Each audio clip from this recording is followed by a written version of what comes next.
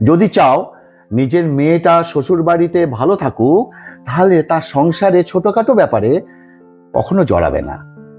তুমি যখন মেয়েকে বিয়ে দিয়ে একবার দায়িত্বমুক্ত হয়ে গেছো, তাহলে তাকে সেখানে মানিয়ে নিতে দাও। তার কানে শ্বশুর বাড়ির বিরুদ্ধে বিষ ঘটানো বা বিষ কথা বলা না বলাই ভালো। পৃথিবীতে এমন কোনো বাবা মা নেই যারা তাদের সন্তানের ভালো চান না। বাবা মা নিজেই না খেয়ে থাকলেও সন্তানকে কখনোই অভাব বুঝতে দেন না।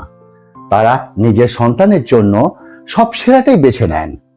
কিন্তু যেহেতু তারা মানুষ, তাই কিছু কিছু ক্ষেত্রে তাদেরও কিছু ভুল হতে পারে, আর সেই ভুলগুলোই এক সময় বিশাল আকার ধারণ করে।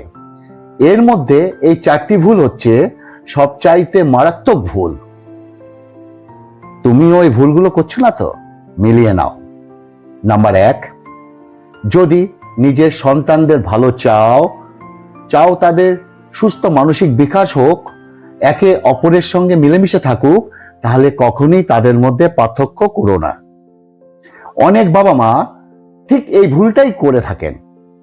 মনে রাখবে, দুটো সন্তানের মধ্যে একটি সন্তান তুলনামূলকভাবে একটু বার্ধক্য বা একটু অবাধ্য হতে পারে। তা বলে যে বেশি বাধ্য তাকে স্বীকৃতি দিতে গিয়ে আরেক সন্তানকে হেলাফেলা করা উচিত নয়। এতে অবাধ্য সন্তানটি তোমার বাধ্য সন্তানকে হিংসা করবে, আর সেটা সাময়িক নয়, স্থায়ী হয়ে যাবে। নাম্বার 2, যদি চাও নিজের মেয়েটা শ্বশুর বাড়িতে ভালো থাকুক, তাহলে তার সংসারে ছোটখাটো ব্যাপারে কখনো জড়াবে না। তুমি যখন মেয়েকে বিয়ে দিয়ে একবার দায়িত্বমুক্ত হয়ে গেছো, তাহলে তাকে সেখানে মানিয়ে নিতে দাও। তার কানে শ্বশুর বাড়ির বিরুদ্ধে বিষ ঘটানো বা বিষ কথা বলা না বলাই ভালো। তাহলে তারা কখনো তাকে আপন করে নিতে পারবে না। তবে শ্বশুর বাড়িতে সেই শারীরিক মানসিক নিগ্রহের শিকার হয়, অবশ্যই এর প্রতিবাদ করো এবং মেয়ের পাশে গিয়ে দাঁড়াও। নাম্বার 3, যদি চাও তোমার পরবর্তীতে তোমার মেয়ে তার ভাইদের সঙ্গে মিলেমিশে থাকুক, তাহলে তাকে কখনো নিজের বৌমার বিরুদ্ধে উস্কাবে না। তুমি হয়তো এখন দল ভারী করার জন্য মেয়েকে নিজের দলে টানছো, কিন্তু সেটা পরবর্তীতে তোমার মেয়েরই ক্ষতি হবে।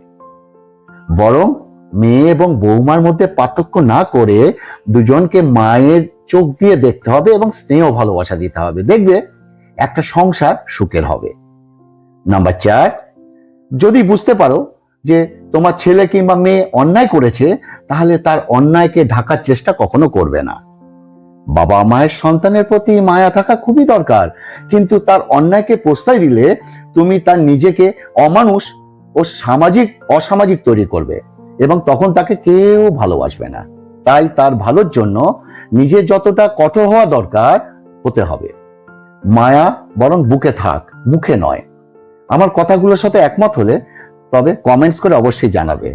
আর এমন এমন ভিডিও যদি পাও, অন্তপক্ষে হাটবাজারের পক্ষ থেকে এই পেজটাকে ফলো করো। আর আমার ইউটিউব একটা চ্যানেল আছে, আমার এই কথাটি শেষ হলে আমার ইউটিউব চ্যানেলটি দেখো এবং ওখানে সাবস্ক্রাইব করবে। আর আমার একটা অনুরোধ হলো, ভিডিওটি শেষ করার আগে প্লিজ ফেসবুকের মাধ্যমে তোমার বন্ধুদের কাছে আমার এই ভিডিওটা পৌঁছে দাও।